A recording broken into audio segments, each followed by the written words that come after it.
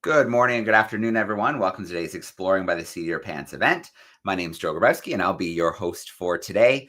October is behind us. We had a crazy month in October with our space exploration events, connecting with astronauts and engineers and scientists who are helping us explore beyond our planet, but then turning an eye back on the Earth and looking at it in ways we never could before. You can catch all of those recordings. They're live on our YouTube channel. So you don't have to miss out on that action. And I have a feeling we'll get some more space stuff over the next few months as well. November is here, and we have a few themes on the go. We've got a brand new theme this month focused on archaeology, on paleontology, and geology. So check out those at exploringbytheseat.com. There should also be a new newsletter in your news boxes or mailboxes as well. And then this week is pretty exciting. This week we are just full to the brim with live events. So last year, you might remember, we did a little bit of an event with CNN to celebrate their Call to Earth Day. And a day is not enough. We like to get things really big and out of control here. So we have a Call to Earth week, and we are sharing stories of scientists, of explorers, conservationists, adventurers around the world who are bringing us to the front lines of our changing planet. So if you don't know, Call to Earth is a CNN editorial series committed to reporting on the environmental challenges facing our planet, together with the solutions. And so they are trying to drive awareness and education around key sustainability issues and inspire positive action. This week, November 6th, will be the official Call to Earth Day for CNN. But like I mentioned, we do things big here, so we have a whole week of events. If you visit our website, you'll find them there. You'll also see them all highlighted in the most recent newsletter.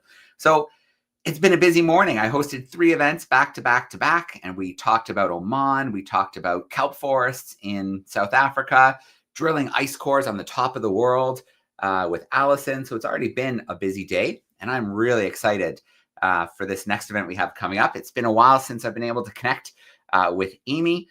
She is an Exploring by the Seat of Your Pants veteran. She has done so many live events with us. We love stealing her time.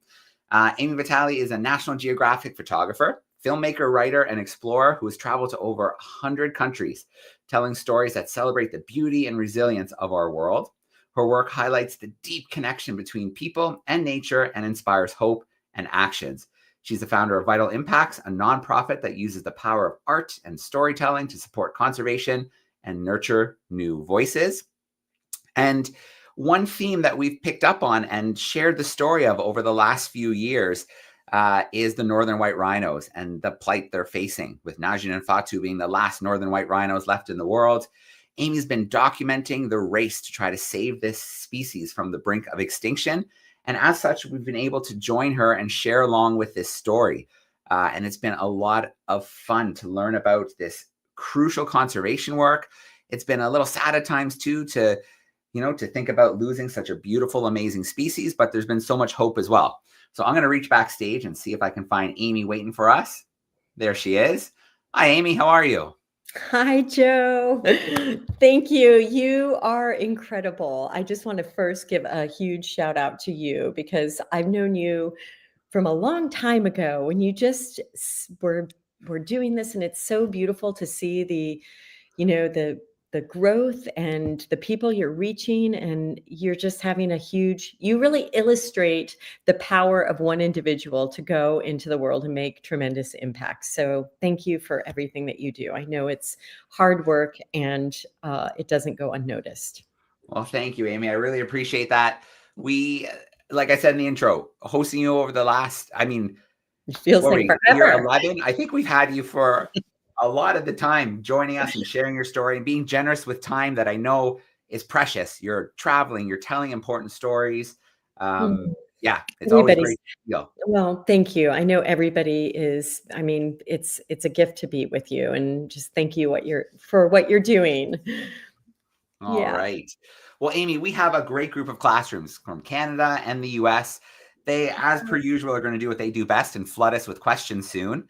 But before Amazing. then, take us into that world. I got to see my first rhinos in the wild this year. So I'm so excited. They were southern rhinos in Greater Kruger. Well, And it was a mother and her calf. It was amazing. So that was pretty special for me. And I know, you've been documenting the story of what's happening with rhinos, not just in Kenya, but in other places as well. So we're excited to catch some of that story today. Well, they can definitely change our lives. I think they help us recognize the greater issue that is happening all around, which is the loss of biodiversity. So I'm going to just take people on a little journey of how I did not do this work. It was actually the northern white rhinos that got me started on this amazing journey. And actually, there's too many stories to share today, but the panda. I did a story. I spent 3 years working on a story about giant pandas as well. So I like to call my talk "Wild Hope" because I really do believe in the capacity of human beings. We are at a critical moment. We all know that right now. I mean, I think if you're paying attention, you realize the facts are undeniable, and that we are, at this devastating moment. I'm sure many of the people here know this, but it came out in the last year that we have lost 73% of the world's wildlife in the last 50 years. And if that statistic doesn't shock people and wake them up, I don't know what else will. But we know it. We hear the stories about the glaciers melting and our forests burning, and we're at a tipping point right now. And I think I don't want to just accentuate that, because I think we all realize that we're at this point where the crises are mounting around us, and it's easy to feel like we're just too late. People feel desperate to help, and I think that it is true. There is so much work to be done, but I just want to share some stories to remind us of how all of us can get more engaged. And I've been thinking about this a lot too, in our race to try to fix everything. Maybe saving things around us begins by slowing down and looking at what's in our backyards, and planting those seeds with what's around us. Because I think maybe what is going to save us is to slow down and start listening. And the stories today I want to share are just kind of small, quiet victories that began with what was going on in people's backyards. And I think it's really important to also um, remember the beauty around us, and remember why we care, because hope is not this it's not like this luxury. It's actually the fuel that keeps all of us going. So I'm going to just start with the exact moment when my world changed. And it was the first time I ever set my eyes on a rhinoceros. And this was the exact moment when I really began to understand how connected we are, not just to one another, but actually to all of life on this planet. And something about being so close to this giant, gentle, hulking creature stopped me in my tracks. Like, I did not expect this to happen, but this was the moment when I literally fell in love with a rhinoceros named Sudan in a cold, snowy zoo called the Dvor Kralovi Zoo in the Czech Republic. And there was something about being so close to him.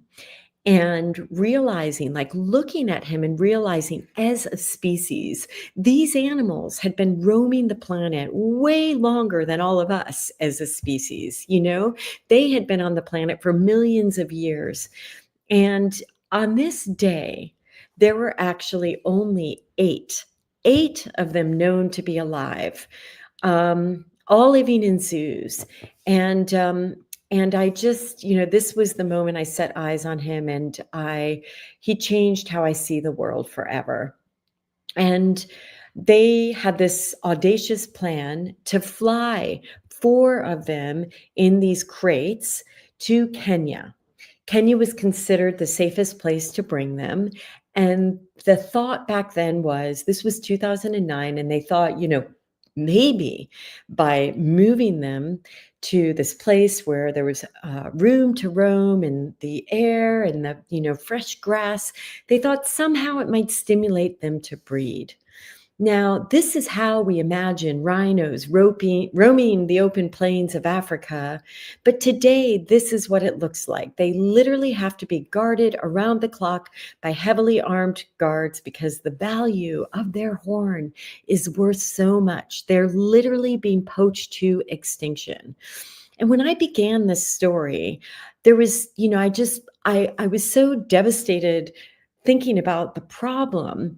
And it's not just the northern white rhino that was facing, existential, facing extinction, but actually all rhinos are, because of this problem. And I began to ask one question, which I was not seeing in any of the stories as I was doing my research, which was, what do the people living with these animals think?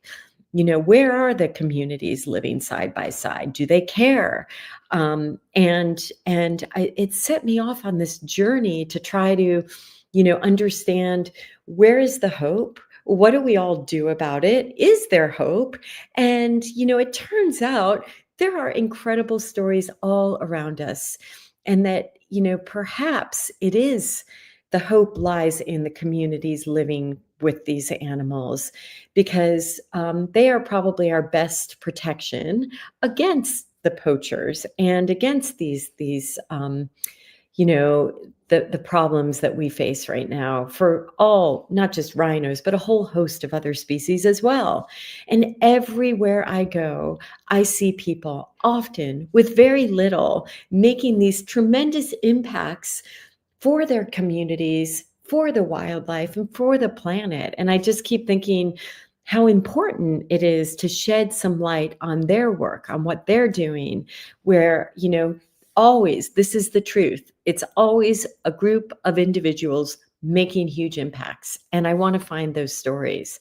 So in Kenya, because of this focus on local community involvement, and of course, there are stricter laws and policing, but the number of poaching incidents in Kenya has dramatically decreased at a time when other countries are facing rising poaching levels. And I just want to give an example. During the pandemic, when tourism ground to a halt, that meant there were no more tourism dollars coming into the communities to support them. In other countries like South Africa, for example, in that first year during the pandemic, they had, I think, over 400 rhinos poached in 1 year alone. Guess how many rhinos were poached in the same year in Kenya? 0. And that is a really profound, symbol of what that means when the communities see the value of wildlife to them. They were not getting funding from tourism, but they understood how valuable these animals were. And now I want to focus on another story in Kenya. Black rhinos is another species of rhinos, and they were really abundant across Kenya as well as other countries. But in the 1970s and the 1980s, rampant poaching drove the species almost to extinction. And by the mid-1980s, there were estimated to be fewer than 200 to 300 black rhinos left in the entire country. And this is an image of the skull of the last rhino who was poached a half a century ago at a place called Loisaba Conservancy. This rhino was actually named Loidadak he was named after this elderly Maasai man who was trying to save him and protect him from the poachers. But tragically, he wasn't able to fend the poachers off. Now, because of all of this, community intervention, government intervention, Kenya is on a very different track than many other countries right now. They stopped the decline and they prompted this astonishing turnaround with their rhino numbers. And today, Kenya has over 1,000 black rhinos, and they're reclaiming their role as this haven for rhinos.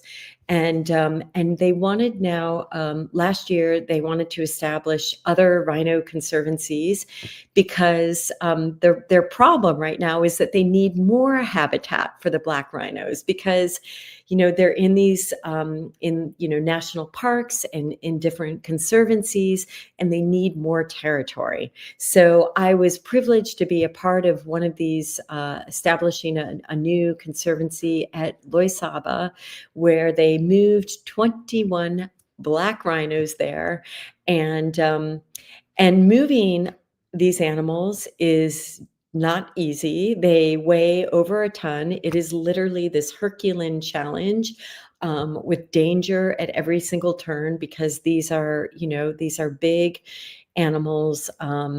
And even sedating them is a really dangerous task because if you get the dosage wrong, it can kill them on the spot.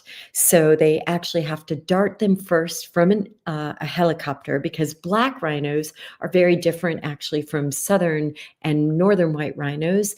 The northern and southern white rhinos actually are grazers. They graze kind of more in open territory where grass grows. The black rhinos are browsers and they like to hide in the bushes. They're very hard to find. And so you have to first get in the helicopter, dart them, and then the team on the ground, really that's when the test begins. They have to race to them, and then they have to move them into a crate. But the team actually, this rhino, they put the dart into him to sedate him, and he ran right into a river. So the team had to run and quickly, rescue him. They did a fantastic job. But I just wanted to illustrate how difficult this is. In this example, Dr. Matthew Matinda, this amazing veterinarian that's part of the Kenya Wildlife Service, he realized, I was listening to him, and he's a very gentle soul, and I heard him quietly telling the other team, the vets and the entire team, we need to put the reversal drug into her. Her breathing isn't right. And again, they did this quick rescue. Everybody was fine. This was the moment they put the reversal drug in and decided to let her go. But I love working with Kenya Wildlife Service because they're incredible, seeing that kind of teamwork, seeing how well they understand the behavior and the science. And so it's kind of these amazing moments that happen once in a lifetime. And as a person documenting this, you just have to stay out of their way, but also be aware when the real moments are about to happen. But so then they moved these rhinos into these crates, and they then drove them to Loisaba. And I'm going to show you a quick video to give you a sense of what it is like working these delicate operations that really take a lot of skill. Here we go.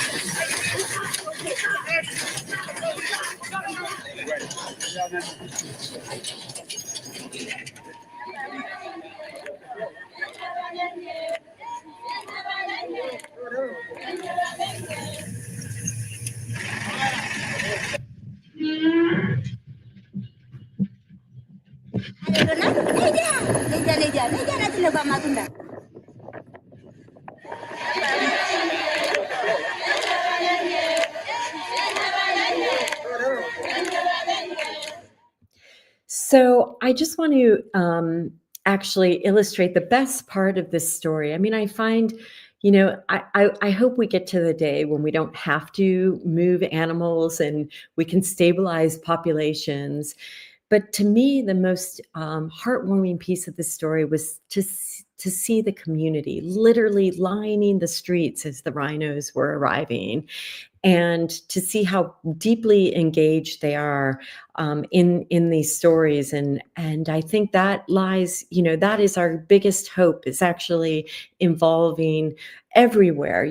I live in Montana, and it's like none of this conservation won't work unless people are a part of the, conserving these animals. So, I'm going to now kind of take us back to the original story that set me off on this path to try to understand what we do in these moments. We are definitely at a critical moment in history where all of us have to be more engaged in thinking about protecting habitats, protecting biodiversity. But what happened to the northern white rhinos? I got the call. Did it work? Were they able to breed the rhinos at Ol Pejeta in Kenya, the northern white rhinos? And tragically, it did not work. I got a call to hurry back because that rhino I fell in love with, Sudan, was about to pass away. And this was in 2018, 9 years after I began this story. And I will never forget this morning. I've talked about this before, but the most haunting part about this was the silence of that day. I think all of us that spend time out in wild places realize how noisy nature is. There's always sounds of life around us. And it was almost like the whole world was mourning this moment, because it signaled, when Sudan was about to pass away, it signaled the functional extinction of the species. He was the last male northern white rhino known to be alive. And all I could remember about that day was the muffled sobs of the people like Joseph Wachira here, and all the people who loved and protected him. And it almost seemed to symbolize, that silence symbolized and foreshadowed what a world will be for all of us without these magnificent creatures. And I know for some people, it's like, why should I care about rhinos? Why should I care about any species? And I think that these animals taught me this. They taught me that, we are losing not just Sudan, not just the northern white rhinos. We're actually losing a piece of who we are, our own wildness, our own, sense of imagination and connection. And think about how much these creatures in nature, like how much it brings all of us. Today, there's just two northern white rhinos left, both females, Najin here in the front and Fatu. And these giants are part of this beautiful, complex world that has taken millions of years to create. And their survival is deeply connected to our own survival. We all know that. And I just keep thinking about what this world will be like. We're going to suffer a loss of our own imagination.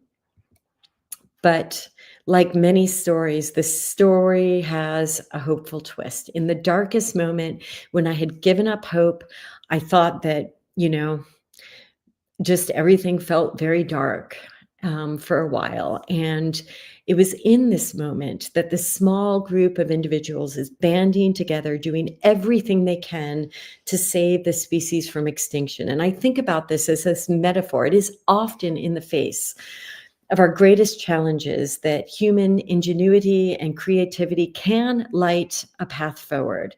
So the biorescue team is this incredible international team. They have created already 38 northern white rhino embryos using the immature eggs, the oocytes from Fatu, and the frozen sperm from the deceased males.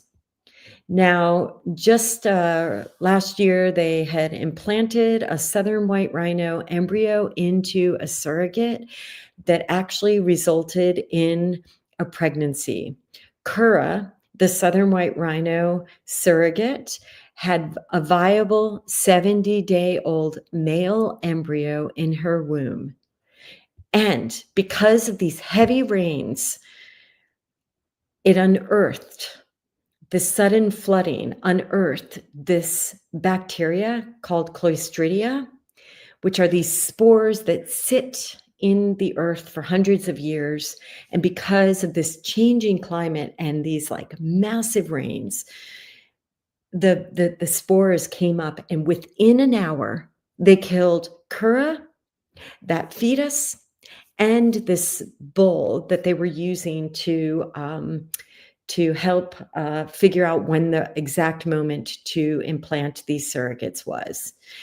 As you can imagine, it was this devastating moment for the entire team. But there was this tiny silver lining in the tragedy, which was that beautiful, tiny, perfect creature confirmed the creation of the world's first successful IVF rhino pregnancy, proving that IVF is possible. And so I can't share all of the story, but now the ultimate challenge and the greatest hope really lies in the next step, which is implanting northern white rhino embryos. And I truly believe one day soon we will be sharing hopeful stories of these creatures once again roaming the open plains of Africa. But I think this story, it's really important to not think that science is going to save us all. And I don't think I'm going to have time to share this, but on National Geographic TV, Disney Plus, and Hulu, there's a film that I've been working on with National Geographic. They use quite a bit of my footage and work in this, but it's a piece of the story of the northern white rhinos, and it's on Disney Plus right now. I'm going to skip over that, and I'm just going to now zoom out and conclude this talk with this one picture that, this is Earth photographed by Voyager 1 from 3.7 billion miles away. And I think many of us know Carl Sagan.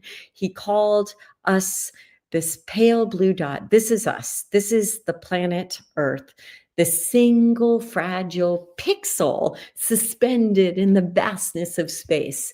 And from that perspective, on that scale, our problems and conflicts and struggles seem to vanish into nothing. But I think it's so important to zoom back in and share these stories, because these stories, the stories of all of us, of humanity, urge us all to remember that even the smallest act can change the world. And it is in the middle, somewhere between the infinite and the intimate, that all of us must live our lives. Because what endures, what actually matters, are the stories that we share, the stories of compassion, of connection, and of determination. Because hope doesn't mean ignoring reality. It means facing it. It means choosing to act. And that love and loss are intertwined, and even extinction. The story of extinction is an example of so many other stories. And it is not the end of the story if we care enough to keep writing it. So what happens next is literally in all of our hands. Every single human being has a role to play. And together, we hold immense power. We are caretakers when we really choose to be. And I shared this story among many other stories, and Joe is so great. You're going to hear incredible stories this whole week, but there are champions everywhere. But the thing is, their work enough is not enough on its own. If we want to meet the scale of these crises, I think all of us, more of us need to act. And the remarkable truth is, we don't have to start with these grand gestures. We actually begin in our backyards, in our neighborhoods, in the choices we make every single day, how we consume, what we protect, how we all notice the life around us. And I think, one final note is just that I think that the place that we are right now with these ecological crises is essentially, this breakdown in our relationship with the wild, with nature. And the first step to healing any broken relationship is actually listening. And maybe that's what we all need to do is, realize that, yes, there is technology. It's wonderful and it can connect us, but it can actually never replace the power of our care and of our courage and the commitment. And, the stories of these people who are really doing so much with their imagination and hope. Imagine what we could do when more of us choose to get involved with purpose and love. So I think I'm going to end it there. Please keep in touch. I have a nonprofit. We give out grants and mentoring for environmental storytellers. And and you can keep in touch with us through here, or you can get in touch just through our websites too. But I hope we have a little bit of time for questions. Should I just stop the share? Yeah, Amy, lots of time for questions. In fact, Great. we're even going to squeeze in a little Kahoot quiz because we know how much the students like to interact. So we're going to Oh, great. combine. Let's do it. Yeah, we're going to combine the two. We'll do some questions. We'll do some Kahoot quiz. And then, well, of course, we'll wrap up with even more questions. So, Amy, thank you so much. It's always great to hear your stories of hope. And, you bring to light stories of people working so hard all around the world that don't often get told. And so I think that's really, really important as well to highlight those stories. I'm going to share my screen. It's going to look a little bit like this. If you would like to join us in Kahoot today, you need to go to kahoot.it. So the website is kahoot.it. Once you get there, it's going to ask you for a PIN number. Today's PIN is 904-5512. So if you want to join 904-5512, you might have a Chromebook or a tablet at your seat. You can join like that. If not, don't worry. It's on the front of your screen right now. You can shout out your answers to your teacher. If you're at home, there's a QR code. You can use the QR code, scan it with a phone, scan it with a tablet. It will bring you right in. We've got true or false, multiple choice coming your way. In the meantime, though, while we wait for some students, some classes to join us, let's get a couple questions in here. So I'm going to bug our camera classrooms in just a second, but I am going to start with a question from YouTube. And so, Amy, this is from a classroom in in Ontario, Canada.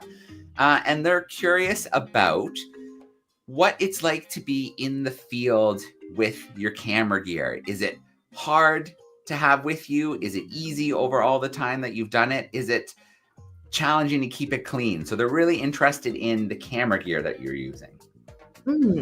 That's a wonderful question. I mean, I think it's really important to know how to use your camera. So before you get in the field, really learn the basics of photography. I mean, and even if I'm a Nikon ambassador, I use all Nikon gear. I love the mirrorless cameras because they're so quiet. And there's no,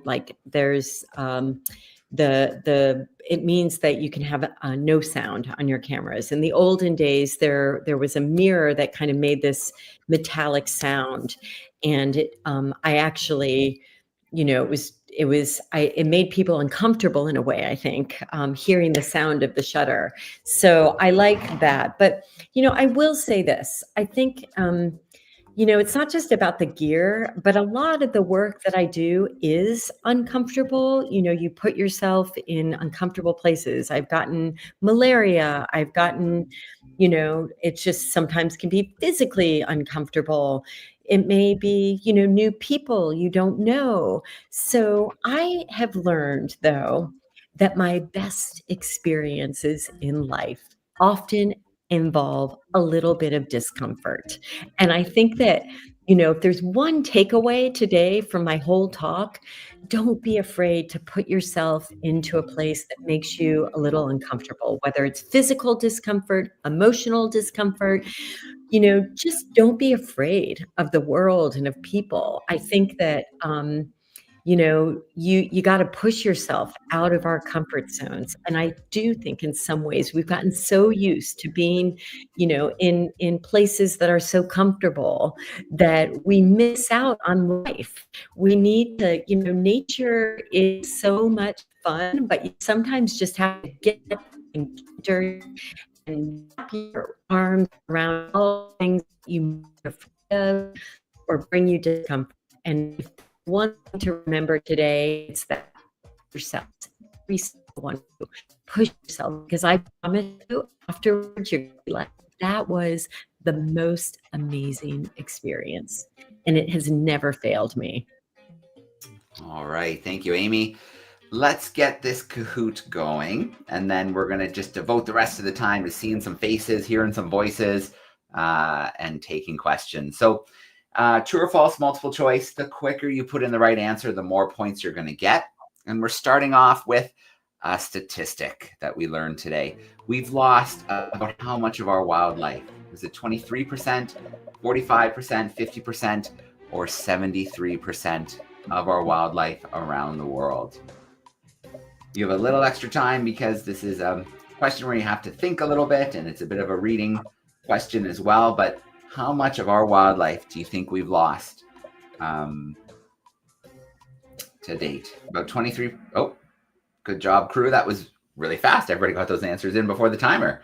So yeah, 73%. That is a scary statistic, but I think you need to balance it too with the fact that nature is really resilient. Nature is resilient, and if we give it space, if we give it time, we've seen countless examples in our oceans, in our rainforests, where nature can bounce back. And I think that's what we have to hold on to. That's right, if we give it a chance. And, you know, I was with somebody last week who was giving a talk, and he said, you know, like, we focus on the fact that the Amazon is burning, which it is, but he's like, we still have 80% of the Amazon. Let's get to work, you know? And I think that is the important thing to remember. There's so much beautiful, you know, creatures and habitat that we just need to make it a priority. Absolutely. The zesty leopard is holding down the top spot, but it's close. Things are tight. We have a true or false coming your way. Rhinos are being hunted to extinction due to the value of their horns. Is that true or is that false? What do you think? Rhinos are being hunted to extinction due to the value of their horns. Some of you may know that they're made of keratin, so same material as your fingernails, as your hair. You guys are fast today. Absolutely right. That is true. Due to the value of their horns, I think it's something like a kilogram is worth 60,000 US dollars. So it's absolutely crazy. So many tests have been done to show there's no medicinal value. But a lot of it is education. And I think that's an important part of conservation as well. Zesty leopard is not letting go of that top spot. We have another true or false. Individuals can't have big impacts to protect nature. What do you think? True or false that individuals can't have big impacts to protect nature? I hope after today that we're going to be done this question very quickly because I think we know the answer to this. What do you think? True or false? Individuals can't have big impacts to protect nature. Got about 2 seconds left to get your answer in. Oh, we had a bit of a split there, but that is false. So many stories, so many people working hard around the world. And then what happens? They get noticed. Other people see the work that they're doing, and that leads to change as well. And, you know, I can think of so many stories of individuals who have saved almost entire species just by the work that they started themselves. Can I add to that? It's such an important question, actually. I also know, you know, people in cities who've saved habitat in their backyard for the urban wildlife. And I think also it's really important for all of you to find that thing that only you love and are good at. And we all have a role to play in this. And that is actually the issue, is that not enough of us are actively involved in caring for the nature and animals around us. So that was like one of the stories today, that this tiny team of individuals are using science. But then think about the role of photographer. We can then go out and shine a light on these stories to get them the support they need to keep going on. So my point is, there's so many different jobs and roles that we all can do in this. And I just want you all to start imagining different careers you can do to, make protecting this beautiful world we've inherited a priority. All right. A quick check of our leaderboard shows the smart owl has pulled into that top spot. We've got a true or false coming your way. White rhinos are grazers. Black rhinos are browsers. What do you think? Are white rhinos the grazers, picking the grass off the ground and other tasty things? Black rhinos are the browsers, moving through the bush and using their lips to pull off the bits that they like. What do you think? Do I have it in the right order there? The white rhinos are the grazers and the black are the browsers. All right. Good job, crew. That is absolutely well done. I'm impressed. We've got one more question. The zesty leopard wanted their lead back, so they took it. 4 options in this multiple choice. How many black rhinos are in Kenya now? Or I guess today would have been a better way to have phrased that. Is it 100? Is it 500? Is it 750? Or is it over 1,000? So how many black rhinos do we have now in Kenya today? 100, 500, 750, or over 1,000? Couple more seconds to lock something in.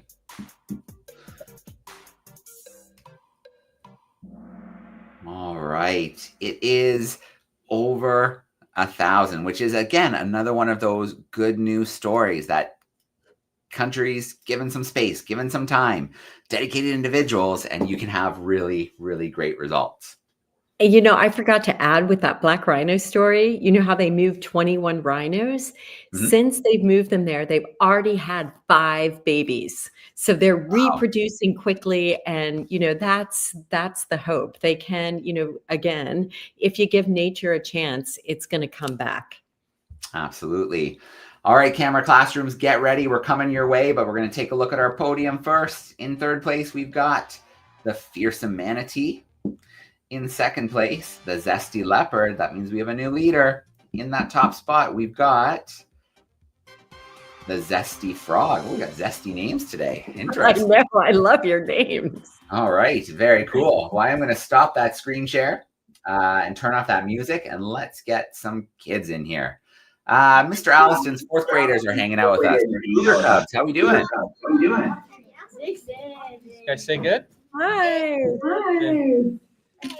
We've got Grayson has a question, and then Evelyn has one, if that's okay. Awesome. Okay, Grayson. How many years do they live? The rhinos? Yes. So when they're more in, protected captivity, like where they, the northern white rhino, Sudan, was 40 when he passed away. So he lived a good long life. I think in the wild, they have a shorter lifespan. There's just more dangers to them, but when they have protection and they can live for a much longer time. All right, we'll get you guys back in. There was a little echo, so sorry to tuck you away. Let's get your second question. Say my name's Evelyn. My name is Evelyn. Is it true that they have tick birds on their back because they have bad eyesight? If they have what on their back? Tick birds. Oh, the ones that eat all their tick. Well, I think it's not because of They do have bad eyesight. That is true. But I think it might be a little separate from they have this symbiotic relationship with birds who come in and actually they do come and eat the ticks off of them. So it's they call that a symbiotic relationship where they help each other. Yeah, that's one thing that I loved seeing when I was in South Africa not too long ago, whether it was the impalas, the zebra, the rhinos, the giraffes, they all had the oxpeckers hopping around, cleaning their skin for them. Of course, the oxpeckers get something to eat. And I bet you maybe there is a little something too with maybe the birds maybe startled if predators around or something. So maybe there is a little connection there as well. Well, for sure, that connection of, I think how animals know there's other predators, birds are amazing that way, and if you ever are out in a wild place, you hear the alarm of a bird, they'll look around because usually they're alerting. If it's not you they're alerting, they're screaming about, it means there's another predator, somebody to look out for. Yeah. That's one of my favorite things when I'm looking for owls. The birds are sometimes the key to finding them, because if the birds get all worked up, there's a good chance there's a bird of prey around. And so it's worked a few times. That is true. All right. My cat is crawling around in a plant behind me. I know. We saw a nice close-up when it popped in front of you. Mrs. T's third and fourth graders, how are we doing? Good. Good. Hey, everybody. Hi.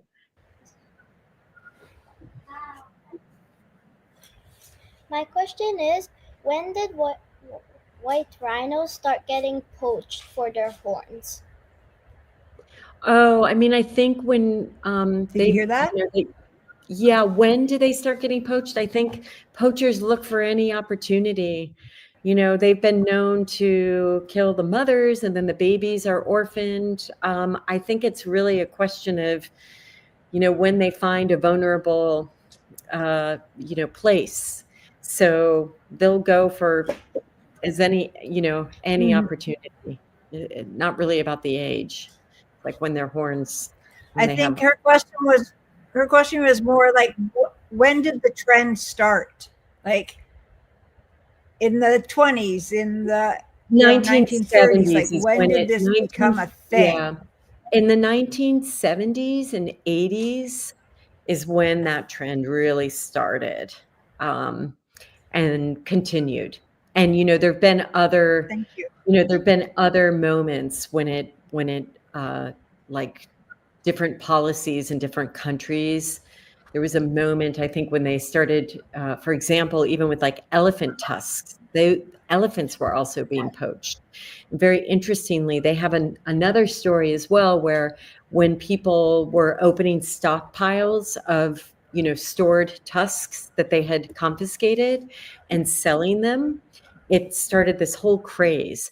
But then in 2015, with the elephant tusk story, China and Hong Kong banned elephant tusks, and it immediately, like the whole trend for elephant tusk trade did had amazing, it ended the crisis. Because of the government's really taking action. So government policy can really change things. And that is something we can all do, is like push our governments to demand that we have better laws protecting all these animals. All right. Great question. Great question. Yeah. Thank you. Thank you. Olivia? My name's Olivia. And my question is, why do the rhinos have numbers on their backs? Oh, the ones they were moving. Well, they painted numbers because we were moving 21 of them.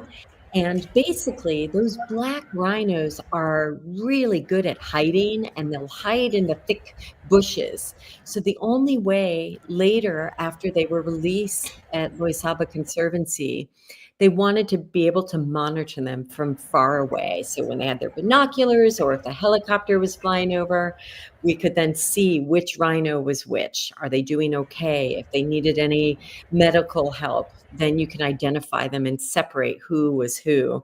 And then the paint washed off eventually, once they were, safely there and doing well. All right. Great Good question, spot. Joe. Yeah. Very cool. Thanks, Miss T's crew. Mrs. Parrish's class, let's get you in here. 5 6s. How are we doing, Miss Parrish's crew? Good. All right. Let's get a couple questions. Was there 2 white rhinos left in the world or in Kenya? 2 northern white rhinos left in the world that we know of. They are thought to be totally extinct in the wild. So the last 2 northern white rhinos are living at Ol Pejeta Conservancy in Kenya, because it's considered, Kenya is they're doing so good with their wildlife and trying to save all wildlife there. So it was thought to be a safe place for them. That's why they're not actually from Kenya. In the wild, they lived in like Sudan and Central Africa, Central African countries. But today, the last 2 are in Kenya, just because it's a good, safe place for them. All right. If you're interested, if you go onto our channel and search rhinos, northern white rhinos, we've done several events, live events with Najin and Fatu and the rangers who help protect them, who look after them. So you'll get to meet them and meet some of the amazing people who have just dedicated their lives to protecting them. And yeah. Zachary Matai is the head keeper there, and I encourage you to go listen to him. They are all amazing people, and it's very moving to listen to them and their relationships that they have with them. Yeah. All right. I see someone there ready to go. What's a rhino's main predator other than humans? Oh gosh, I mean, only when they're pretty tough characters, honestly, but I think only when they're babies and they're smaller and, more vulnerable. A pack of lions could, in theory, attack a baby, and the mother wouldn't be able to fend off a whole pride of lions. But, they're pretty hardy animals. They're tough. Even when they're young, they come out. They are in their mother's belly for 16 months. So they've got this long gestation. When they come out, and they're like little tanks. They are, really tough little creatures. All right. Very cool. Thanks for those great questions. Yeah, those are really good. Yeah. Amy, I can't, but this always happens. These events go by so fast. I know. Which is a shame, but I think it's because we pack so much good stuff into it. I love the stories you shared today. The photos are incredible. The people whose stories you get to share are amazing.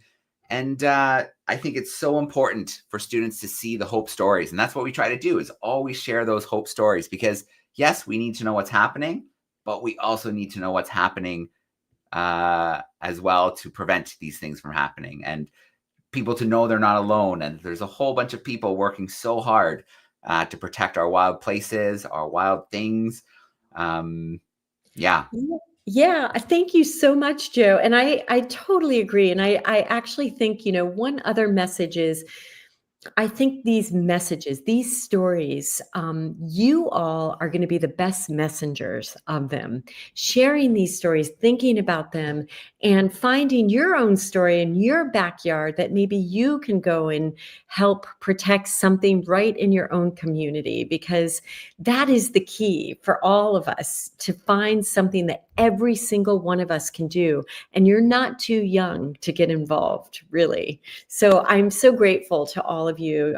Joe, thank you so much for creating this, and for all of you for taking the time to listen today. It really was so special. All right. Well, thank you, classrooms.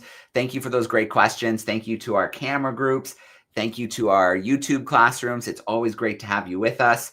We look forward to seeing you in more events coming up this week and throughout November. But for now, we're going to say goodbye. Until next time. Thanks so much, everybody. Bye, everybody. Bye, Joe.